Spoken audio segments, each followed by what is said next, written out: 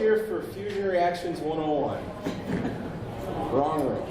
I'm Dwayne, and I am here to talk about sales and pricing strategies. If you read the description on the camp page, it looks something like this. Not exactly like this, but it looks something like this. So we're going to cover a little about who I am. I actually want to know who you guys are. As part of the business that's listening, we're going to get into that. But I got a few questions for you folks. Then we're going to walk through what is a sales process. We'll get into, by the end of it, a little bit around pricing. It's a hard question, pricing. And we'll dive into that a little bit. But let's get going. We're going to have a lot of time for question and answers at the end. I want to make this as interactive as possible. So I am Dwayne. I have been working Pantheon a little over 2 years. And I am partner development.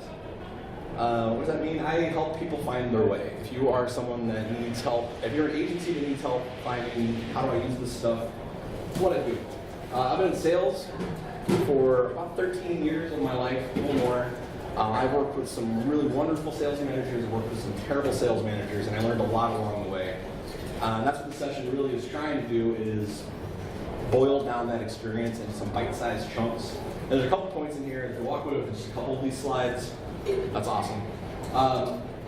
Outside of tech, I do improv. I love performing, so this is just a thrill for me to be in front of you people. I also love tech so much. Speaking of tech, I'm going to see Dwayne. In fact, everybody's got a cell phone here. I don't know how many of you are on Twitter. Take out your phones, take pictures, live tweet this stuff. It's a good way to keep notes. You can see what other people were thinking, what they thought was important. If you ever want to reach me by email, that's the best way to do it. But that's who I am. Who are you guys? So why don't you just I'll say 1, 2, 3, and just shout out your name. 1, 2, 3. And where are you from? 1, 2, 3. And where are you working these days? 1, 2, 3.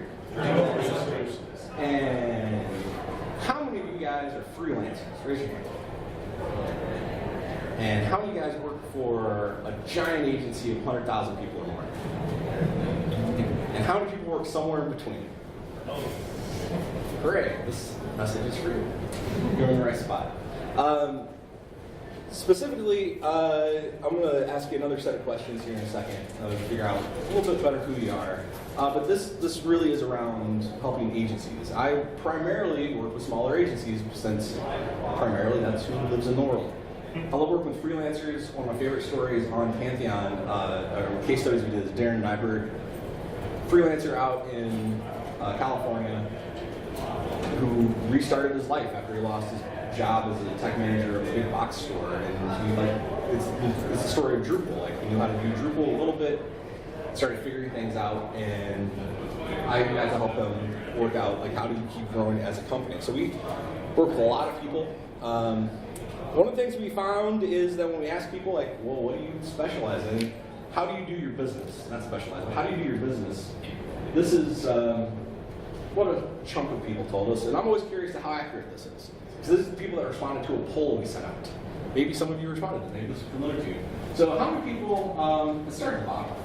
You completely just take on managing existing sites, and that's all you do. You don't build new stuff. Awesome. How many of you only build new sites? You never touch an old thing, you never inherited a site, and you don't want to ever inherit a site. So there should be more Davids than there are. Anyway, how many of you, well, the rest of you do a mixture, but how many of you are in an equal 50-50? That's your business model. You want to do half and half. Okay. How do you define existing site? You did not build it. Somebody says, hey, Andy, take over the site that somebody else built. That's an existing site. How many of you do 75% new builds and then 25% inherit? And the other way around? Cool. So the math works about right. This seems about right. So thank you very much for that. It's very validating. That was for me. No, you didn't get anything out of that. So let's get into this. You are here to learn a little more about business, and business starts with a good, solid philosophy. And one of the greatest philosophers of all time, said one of my favorite quotes. Said, "I am not a businessman. I am a business, comma, man." And that great philosopher was Jay-Z. One of the greatest people of all time. But what does that mean? I'm not a businessman. Business guys do stuff like, "Hey, thank you. You gotta give me a call. Give me a call next time. Let's do business. You know, give me a call. Give me a call." The business guys. Like, what are some words you guys think of when you hear businessman, business guy, business? What are those words? Buzzwords. What else? Superficial. Yes. What else? Capital. What? Capital. Capital. Any other words? Slimy. What? Well, that's because we all watch Glenn Gary, Glenn Ross, and we're like, that's how business works.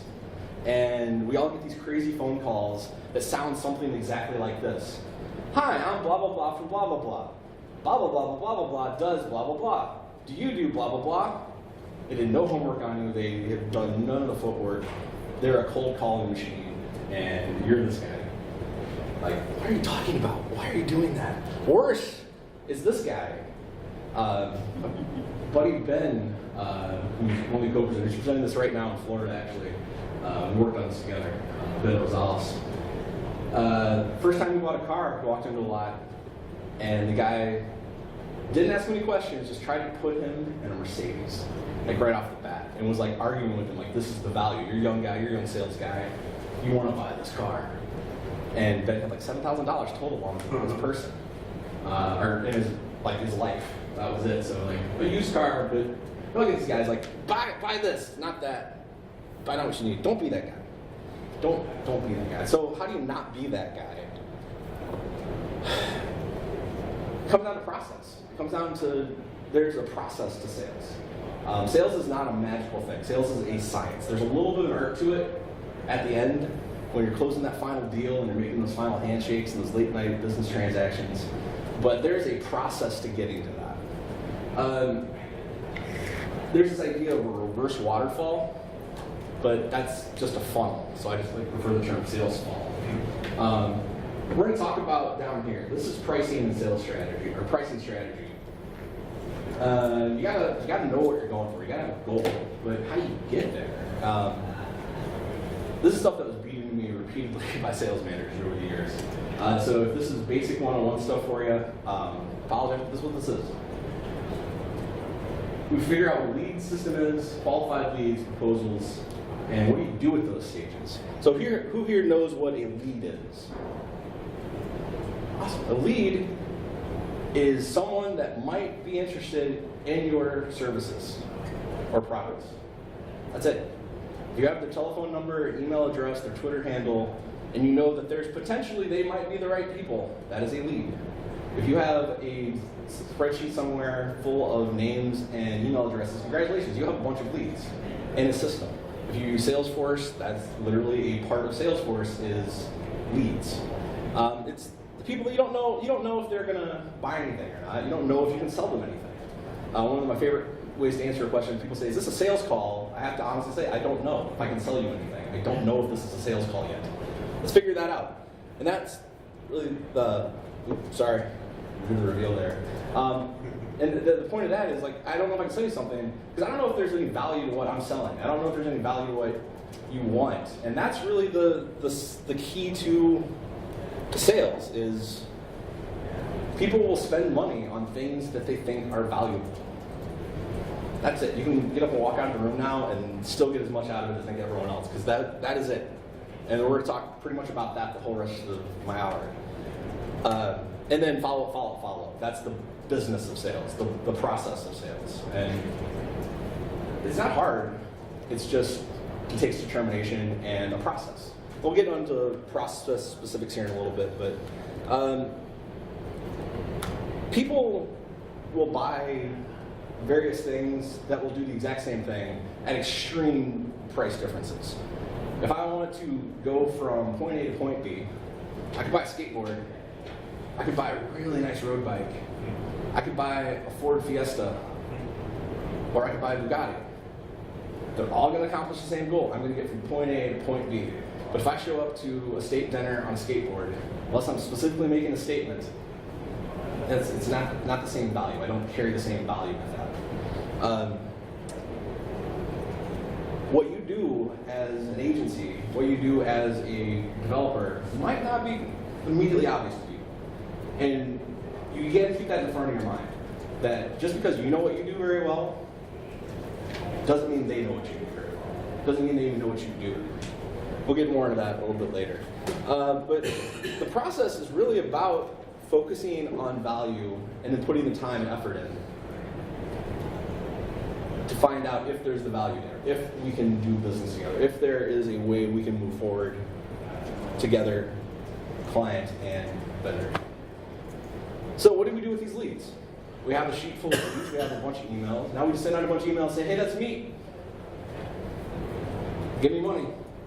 No, we're all better than that. So we go through a process. We call it discovery. This is not my terminology, but this is the discovery process. So your leads, you should spend time figuring out in discovery if you can solve their problem. And that's basically all it is. Understand what they're currently trying to accomplish. Understand the positive and negative outcomes of that. There's a bunch of sales books you can read on this, a bunch of process books you can read on this. But really, have them describe where they want to be in the world.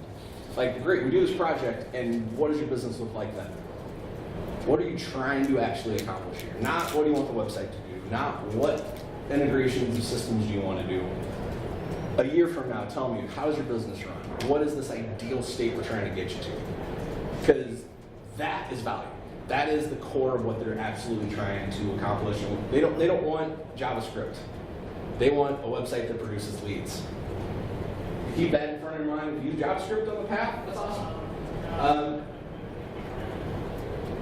And as you're doing this, and you're listening to like this future state, you should be thinking like, what would I have to do to get them there? Can I do that? Can I do that thing? The basic rules are very simple to discovery. And it's essentially just listen. And so all it's really saying. And how do you listen? Well, you get people talking. There's a 75-25% rule in discovery. If you're talking more than 25% of the time, you're losing. You are not paying enough attention to understand what they're actually trying to do. Remember, this is like the first or second conversation you ever have with a person. They have no idea what you really do.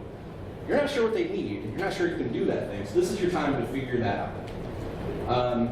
So asking open-ended questions is how you get people to talk. There's only 6 ways to start an open-ended question. Only 6 words in the English language that I know of. Maybe there's more, but there are only 6 that I commonly use that I know about that start an open-ended question. Does anybody want to guess what they are? Who, what, where, when, why, how. Do you sell to small businesses? Yes or no? That's the only thing you can really say about it. Who's your target client? Wow. You can talk for 20 minutes on just that topic, just that question. Do you need 99.95% uptime? How is your business impacting your site with them? It's pretty much the same question. It's getting them to open up and talk about what's actually going on. And if you do talk, it's to ask those questions and to discover. And it is so tempting. It is so tempting to jump in there at the first sign of like, I can fix that, I can do that. Just jump on it and like, yes, this is how we're going to do this. Don't. This is discovery. You have no idea if they have money. You don't know anything about what's really going on yet. You're still discovering. So focus on them for a discovery phase. The first conversation you have with the client is all about them. And then at the end, you can say, let me think about this. Maybe we can do something together, but we got to know more. Because now we have qualified leads. You've gone through every lead. Most of them didn't write you an email back or give you a call back or hung up on you when you called. That's sales. Like, you got to get 100 no's to get to a yes. That's just the general metrics. That yes of, I'll talk to you. Let's get to this qualified state. Well, how do you qualify someone so you know that you need to send a proposal? Because it's not, well, I can do the job, here's a proposal, let's get to it. I wish it was that easy. But now you got to figure out, well, can we actually work together? Now that I know I can do what you need, I know we can deliver this together, there's value here together between us. How do we do that? There's no one methodology for this. I wish I could say there was, but these are my two favorites. The classic is BANT. How many here have ever heard of BANT? Okay, that is the, if you need these 4 things to happen in order for any purchase to happen, from selling ice cream to buying super complex computer systems, and everything in between. You need, think about a kid in an ice cream shop. Does that kid in an ice cream shop have the budget for this ice cream? He has $1 in his hand, and the ice cream costs 75 cents. So yes, he has budget. Does he have the authority? If he's there by himself, yeah, okay, he probably has enough authority to buy ice cream. Does he really need this, or is this something he wants so bad he's willing to actually spend the money for the value of it? This is a little kid in ice cream, pretty obvious. In timeline, this kid wants this ice cream now, and you can deliver it now. So we got a match. Oh my goodness, we got a qualified opportunity. I'm gonna propose that you give me that money for the ice cream, or I'm gonna bring in a receipt to this, like the Mitch Hedberg sketch. But we're gonna make it happen. Same thing for a multi-million-dollar sale. Like, did you get a sign off from the board for the budget for this? This is a $10 million purchase. You have the budget for this, right? Everyone signed off on this. Like, how does that process work? You guys actually need to do this, right? This isn't a nice to have for 2018, is it? How many people have gotten into a situation where everything matches except, well, you don't really need to do this. Exactly. So just understanding what a need versus a want to. Sometimes a really, really, really strong want to is just as good as a need to. But then again, if you can tie it back to their future state, then their wants become a need. Like, I want my business to double in the next year. I want 20% more leads quarter over quarter. I want more interactive experience that everyone likes. Well, that's what they need to do to get to that next level. Timeline, same thing. If it's a far in the future, that's not a real thing. Oh, this has to be done by October 22nd or I lose my job. That's a real timeline. Tie it back to who they are, who they're telling you. BANT is the standard, the gold standard. If you have 3 out of 4 of them, I would say go forward and you can figure out the other one along the way. I like Scotsman a lot better, Scotsman model. Just because there's more of it. That's what I learned when I learned Sandler technique. Solution, competition, originality, timeline, size, money, authority, need. Can you provide the right solution? Are they looking at anyone else? If they're not looking at anyone else, if they're not weighing any other options, oh, this is a tire kick. Be warned. Like, if maybe you're their best friend and you're the only option they're going to look at ever, that's great. Go with that. But if they're not looking at other people and other bids, question if this is a real deal. Can you provide originality in this deal? Is there something you can do that you're pretty sure no one else can provide? That's your edge. That is how you're going to deliver the real value here. Then timeline, size, scope. If they don't have a scope idea in mind, like this is going to be this project, these definitions, and never ending scope creep. How many people have suffered from scope creep? Yes. Stop it early. It's impossible to freeze and stop altogether, but stop it as much as you can. Then money, authority, need, those are the same as BANT. I like Scotsman because you can have 5 out of 7, and yeah, it's pretty much the same thing. And again, this all ties back to what the client really values, not what they want to pay. Because you can point all back to, well, you need this. You have the authority on this to make this happen, but the budget's not quite there, but the timeline's really short. How do we work on budget? Now you know what to focus on. It's not just like, how do we make this happen? And you're all over the place. It's how do we go through your process internally? Because as much as you have a process, and this is a process to go through all this, they have a process too. And understanding that is just as much part of working this. So what's the big takeaway from qualification? Because all those things work. But get that quick. You can get me to no right now, and I will walk away and be all right with that. Because it is right now, and we've gotten to it. Or it can take a while to get to yes. I'm fine with that as well. But it's not that you're gonna fail. You're gonna get rejected. It's just sales. Like it's a cold calling. It's 100 to 1 odds. Someone's gonna actually be there and talk to you. Like it's 1 in 3 chance to pick up the phone, but it's most of that is just hanging back up. Or you don't gotta talk to somebody. You all heard the objections. We spent a whole session on just objections. So it's incumbent on you to get them to know. Not for them to say no to you, but for you to say no to them.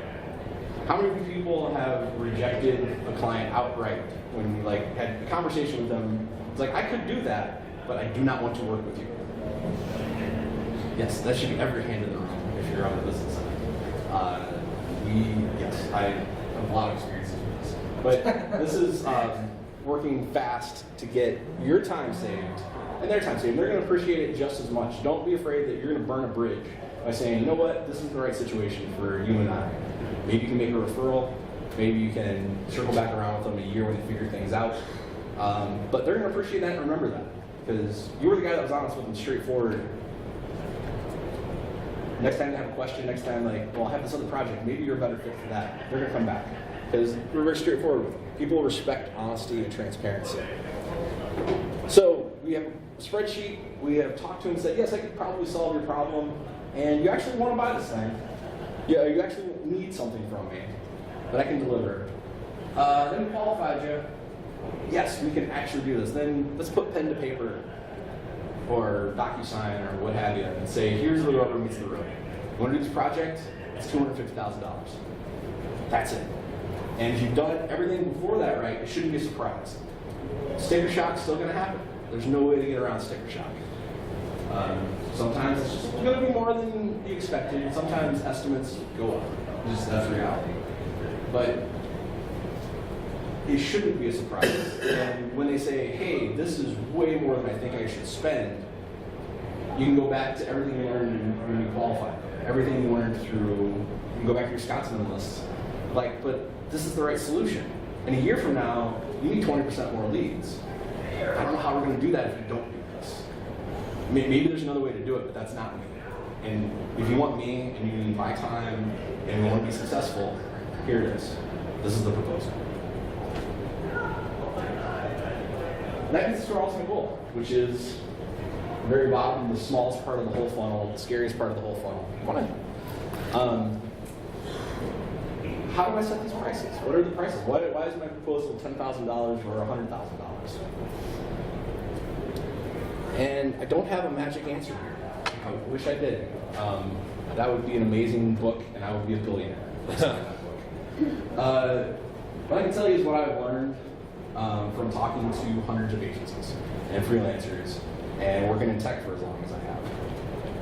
Every freelancer I've met in my life that's successful and is happy with the way things are going starts with the same fundamental idea that they have to fund their life. Like if I walked out of Pantheon right now, I would know exactly how much money I need to make per month to keep my exact lifestyle I have.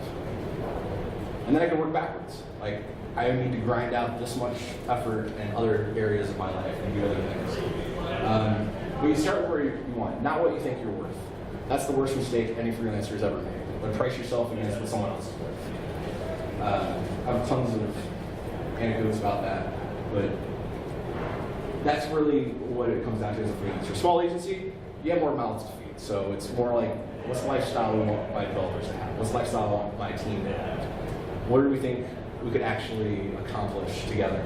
This is a bigger, more complex question, but start always with lifestyle. Work-life balance is the most important thing I've ever found to keep me sane. That's why I do improv and spend so much of my time out here with Drupal. Pretty amazing. Price of gas versus the price of salt. What is the price of gas? Anybody, just raise your hand. Anybody, price of gas right now, per gallon? $2.31. Anybody else? Anybody else? $2.19. Anybody else? $1.89, I thought. Okay, Andy doesn't buy gas. What's it? Sure. But we are within a few cents of that. How much does a pound of salt cost right now on free market? Just in the open market. Anybody? Raise your hand. I just want guesses. Don't have you right. 15 cents. Go. Anyway. $8. Pound of salt. Anybody? $5. $5 for a pound of salt? Where are people shopping? God. So I asked for, there's a commodity, gasoline. They advertise constantly everywhere. It's in your face. And we were within 10 cents of the extreme. I'm guessing that extreme is you're not from the same exact region. Price of salt was between 15 cents and $8. Wow, that is, I don't even know the math on that. What's the percentage jump? Like 15,000%? Something like that? Bad math. But how often do people buy a new laptop? All the time. Procurement does that constantly. They know what the price of the laptop. They know what an iBook or a MacBook Air costs. They know exactly what that costs. How much does the website cost? I've seen signs on the street corner that say it's $534. I always wondered about that, like, so specific, $534. What's the price of the website? It's say it was like $30. Yeah, it's free somewhere in there. Yeah, websites are free, aren't they? There's a sign I saw in LA. It was like, double check your tax return, guaranteed $4,023 back. It's like, what are you talking about? I actually almost called them just to find out because that was so interesting.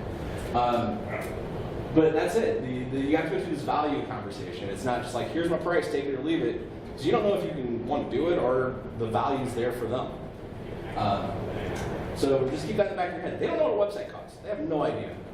They're comparing you to other people, and there's going to be a 3,000, 15,000% fluctuation in those prices. So it can't ever be about what they want to pay, about their pricing that they're expecting. Because they don't know. They honestly don't. Don't hide the ball on price. Don't let that proposal be a shock. Early on in the conversation, it's like, wow, you know what? That sounds complex. Are you sure this is in scope? Because that's honestly 100 hours of work for me. My general rate's about this, and we're talking just for this piece. That's going to add another $20,000 to the project. $30,000, $5,000. Don't hide the ball on those things. You don't need to piecemeal it out and like argue about price throughout the process, but let them know. Like, you want something very complex. This is going to be expensive. Don't hide that from them. So when they get to the end, it's like, oh yeah, you said it's going to be expensive. It's expensive. Let's do it. Hopefully we'll do that. One of the best pieces of advice I ever heard in my life from anybody is like, if you're selling something and you're not losing on price at least a quarter of the time, you've underpriced yourself. How many people here win 100% of the time every deal they've been on? Good. You're probably pricing better than some people out there. And who loses 100% of the time? You're also doing something wrong. There's a happy medium though. 25% is the number that I heard in another talk a while back in my life, and I liked it. It's somewhere between 25 and 50, maybe less. If you get really good at commodity and repeatable, it should be less than that. If there's one specific thing amazing at, yeah, they pretty much know how to do it. Everyone knows where price is. But be prepared to lose. Also be prepared to raise your prices over time. I didn't put it on the slide, but a really succinct way somebody said that is, your current client is paying for the things you learned on the last project. There's an old thing called the artist paradox, that an artist is never satisfied with their work because at the time of creating the work, they're doing to the best of their ability and creating the best art they can. But that process, in and of itself, changes the artist. So when they get through the process, they are better because they made that art. So therefore, the art that they made is not as good as the artist they can make. And it's the artist paradox. So artists are never happy with their work. So it goes into other philosophical things as well. But all this to say, you start out, set your prices, great. You've learned from that, from the experience you've done. Your customers are expecting you to raise your prices, not astronomically, not irrationally. But if you have a client for 3 years and you've not raised any prices at all, they're probably worried about you. They're probably thinking, does they not know that they're more valuable now? Or they just don't care? Or they're worried about you. So go have that conversation with them. Unreasonable clients are never going to be happy, period. You can raise your prices $1, and they will leave out of frustration because you raised your prices $1. And good riddance to them. They are wasting your life. Go find more clients that will pay you the higher percentage, higher wages.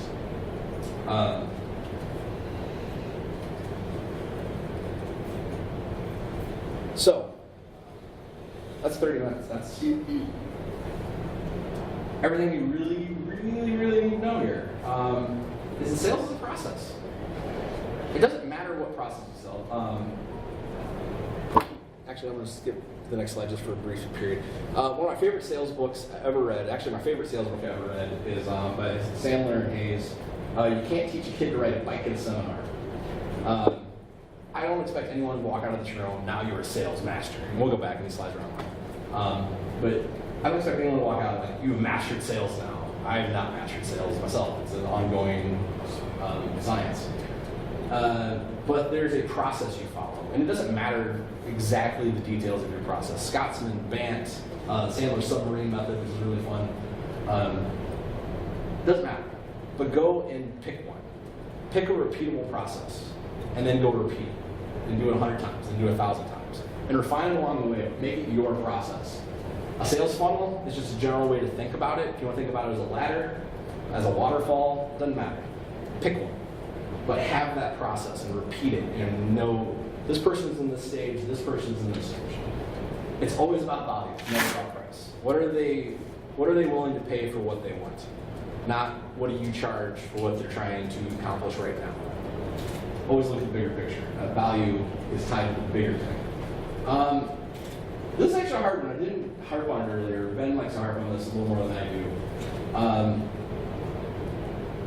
That 25-75% rule of listening on discovery calls and 75% listening is the exact flip of where you should spend your resources once you have a qualified lead.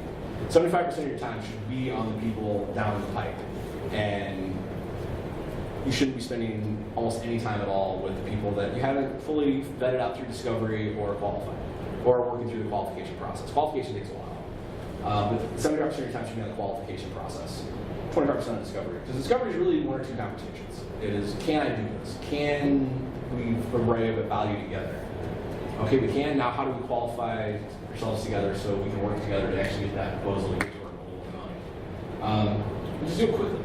The faster you get to a no, don't be a jerk about it, but the faster you get to a no, the more time you have to get to a yes with someone else.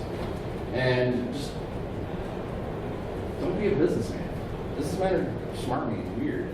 Nobody likes it. Be a businessman. And I didn't put it on the slide. I'm going to put it on the next version of the slide. Nobody likes being sold. Nobody. Everybody loves buying things. And understanding that difference is understanding your value. One of my favorite stories is Gary Nakamura, who's my VP of sales. He runs Concurrent now over in the Hadoop space. But he was a young sales guy at Netscape, and he had some time to kill downtown one day in San Francisco, and he goes to the Rolex store. Just 10 minutes to kill. We go over the Rolexes. And the first thing comes in is this young sales guy up to him and is like, hey, you here to buy a Rolex? Let's show you the top of the line Rolex. It's amazing. And immediately he's like, no, I don't buy anything. And I just shut him down. Almost walked out of the store. But then I was corner of his eyes, catches this watch. He was like, that is a beautiful watch. I'm sitting there. So the old sales guy looked like he'd been there forever. Walked up to him and was like, hey, you want a Rolex? No. Got a birthday coming up? No, 3 months. Rolex is a nice watch. You ever owned a Rolex before? You know. Good timepieces. Just walked away. And it was just stuck in his mind. And like he couldn't stop thinking about, it is a good timepiece. My birthday is coming up. Sure enough, a week later he went back in with a commission check and bought that Rolex. But nobody sold it to him. Like I helped him buy it. He learned the value of just showing people the value of this. So further re-listening, don't just take my word for it. I was going to have slides of kids saying this, but that's really, really hard to arrange living in San Francisco. I don't know if I have kids. MJ Hoffman, sales PhD. That's his course, or sales master, I don't know. Follow him on Twitter.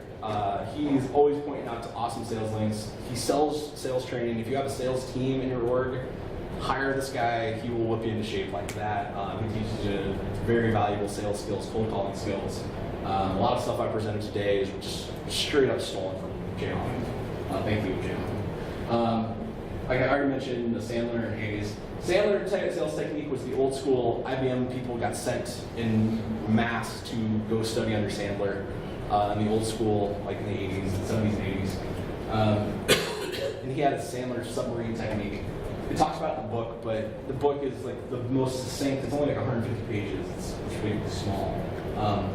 Challenge your sale. Understanding how to control the customer conversation. Not control it like, you need to say this, you need to say that, but learn how to listen and redirect the conversation that should be going on to the higher value, not just to the product and the specific thing. That book covers it very succinctly. I love it. It doesn't exist anymore. The website does, and the backlog of the blog does. My favorite podcast of all time was way before the podcasting trend. It died in 2010. Two guys out of Boston called Sales Roundup. All the blogs and podcasts are still there. When I was coming up in sales in the Java world, really learning Java space, this is what helped me the most. Just hearing two old tech guys talk about their tech sales, battle experience. Good. And the last book has nothing to do with sales, but it is all about being creative, thinking creatively, and problem solving. It's called Impro by Keith Johnstone. It's a book about improv. Johnstone is runs theater sports out of Canada. But you're going to book about status transactions and understanding how to read people and just how human interactions generally work. It's very important for theater. It's very important for improv. It's also really applicable to everything else in life. So I was putting it on my further reading lists. That's me. Oh no, I did not change this last slide. This is Ben Rosales, the other person who's presenting this in Florida. Sorry about that. I am this guy. So always feel free to reach out to me. I'm always happy to talk about business stuff. Always. Hit me up on Twitter. Tag MidCamp and Dwayne. If you're ever in San Francisco, how I found Pantheon is actually Drupal. Not the other way around. In 2013, I guess at this point, time flies. I was doing improv, like I don't know where to go see an improv show tonight. There's no consistent one place to go, so I built it, sfimprovcalendar.com. Don't go look at the code. It's on GitHub, but don't go look. It's terrible. But go look at the site, sfimprov.com, and sfimprovcalendar.com. You can see wherever the shows are. It's in Drupal. And about the time I was really frustrated installing MySQL on my Windows machine, I found Pantheon, and I would build the site. Then I found out they were hiring, and here I am. So any questions on anything, I'm happy to answer, and we have about 20 minutes left in this room, so who's got a question? I saw your hand first. Session descriptions that mentioned additional services like hosting and SEO. I'm wondering if you could talk a little bit about pricing Drupal specifically, pricing, just implementation versus design versus additional services.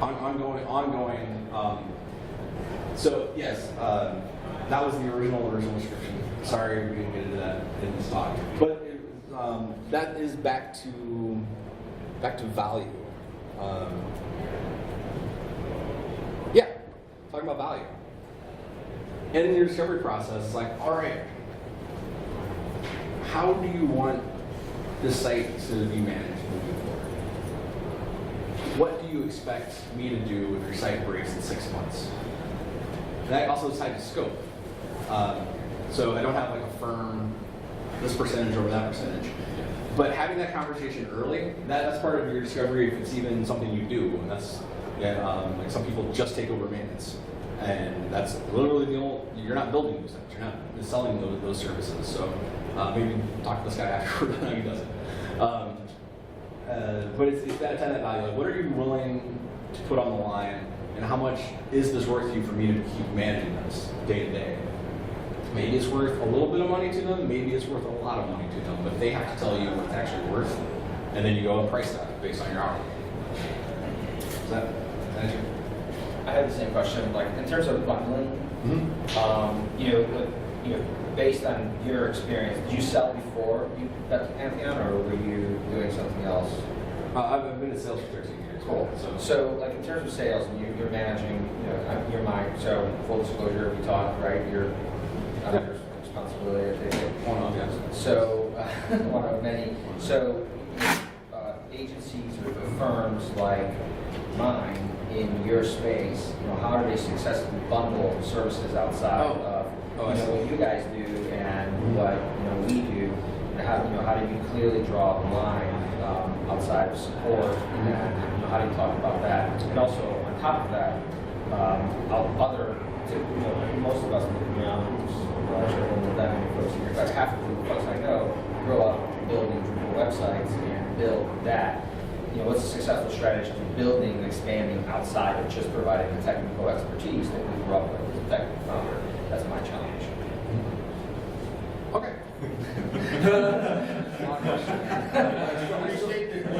Two questions. Yeah. No, I feel like it comes down to the same thing. When we're talking to someone, it's like, yeah, we're going to build this project, but what happens in 6 months? How much is this project worth in 6 months? Like, do you realize that a website's not a static thing with just a bunch of links?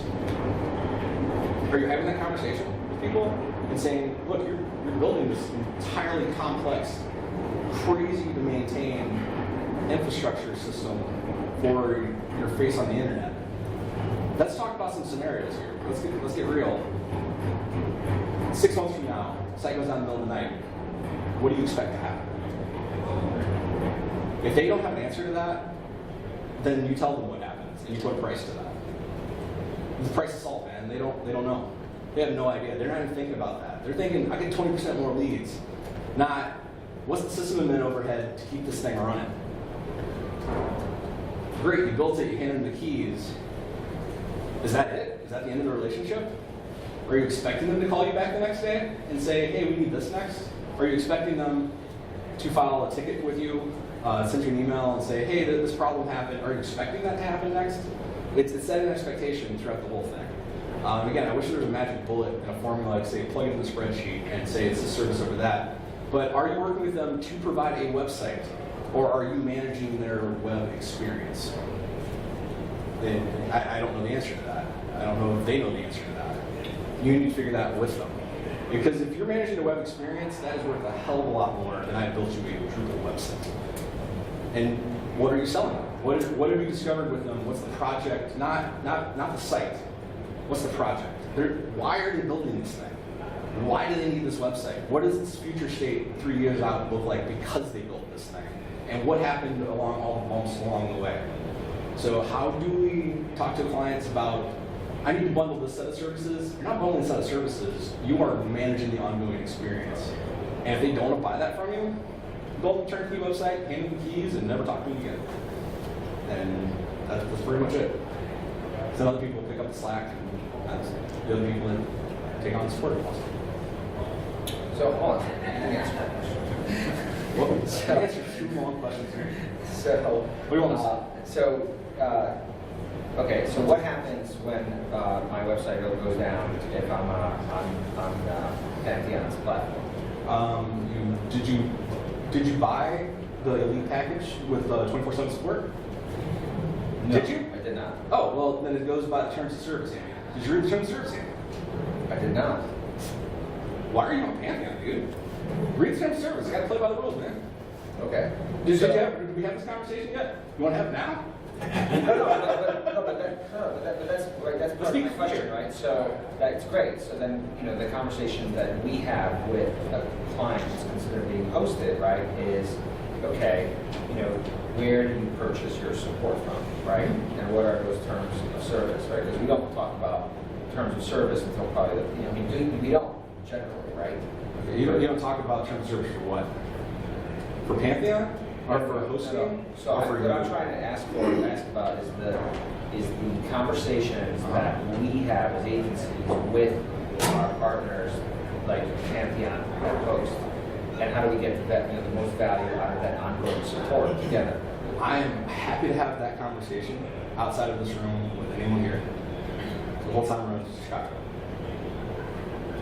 But I don't know if that factors into the larger general sales and pricing strategy here.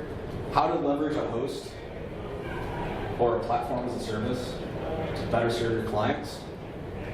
Happy to have that conversation, but that's still just managing expectations with them all the way through of what are they actually paying for. If they want to spend $100 on hosting and they want to spend 50 million people a month through that site, wow, man, that's a mismanaged expectation, man. If early on, like, wow, we've got some big goals, that's going to cost some real money. Are we prepared to do this? Are we prepared to lock in together? It's going to be this much money. Are we ready to do that? And are you ready to walk away if they say no? That's what this is about. So how would we specifically fix that issue? One-on-one, happy to do that. Okay. Sorry, choose next. I would be interested in hearing people's experiences with raising their prices. I get a lot of pushback on that, and I think it's partly because a lot of my clients are nonprofits and they budget very carefully. So, do you have problems with it? How much notice do you give them that prices are going up? So I have no problem personally. I'm not and so I applaud everyone here that is a freelancer and an agency. You guys are making it happen. You guys are literally driving this thing forward. You are making the internet, and I am so amazed to be part of this community. It's reasonable expectations. Yes, they have a set budget for X amount of time, but there's another budget coming up at some point, and have you had a conversation with them like, you know, I did this as a favor. It's this wonderful price, but I gotta eat. My prices need to go up like this over time. Can we put this in the budget? And if they simply say no, then maybe you can find another client. And it's a hard decision, and it's a hard thing to so many, especially nonprofits that have so many great missions. But at the end of the day, you're a business, man. Like you have to make those decisions and have a conversation. If it's just like I don't pay anymore, that's one thing. It's like we can't afford it, but maybe next cycle we can get it in. It's a different conversation. Just managing expectations earlier on. They pay it. It's just that they're usually taken by surprise. Like, oh, you mean like this wasn't a contract for life in perpetuity? Your prices will never ever change. And that's again, the conversation's beginning. Like, Yeah. you know, 2 years my price is probably going to go up a little bit because the price of everything is going up 2 years. Just being clear on that. I know it's a lot. I know it's a lot of stuff. This is like the pure business of it. I was just going to speak to that.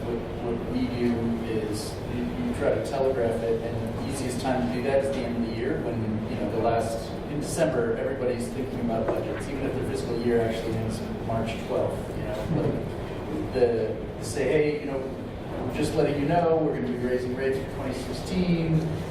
You know, developers are expensive, we hire the best, whatever your spiel is, but then you don't actually, you warn them then, and then it doesn't actually hit them until the next time they sign with you, which is June or February or December or whatever it is, but try to manage it like end of the year notification of this is when we're raising the rates. Yeah.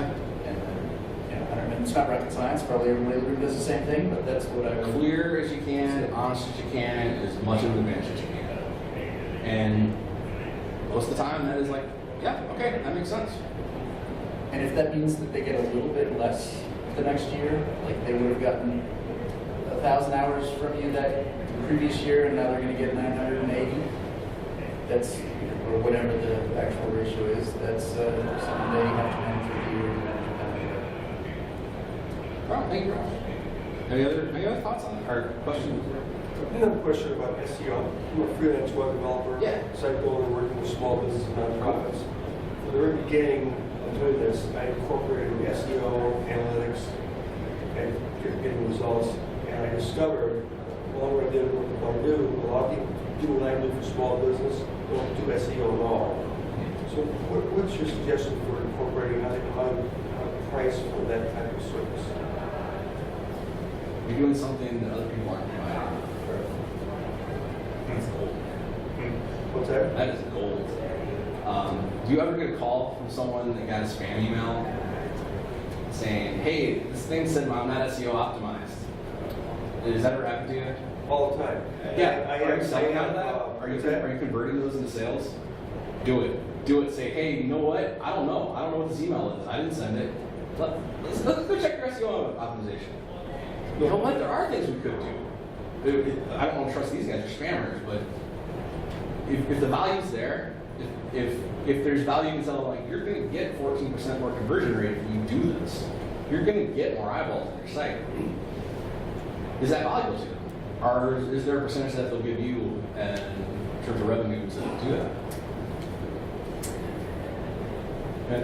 I don't think I answered your question. No, I was curious about what suggestions you have for selling that service as a separate service is rather than part of building a website, building a website. Additional add-on services. Some people, how many of you here sell piecemeal add-on services?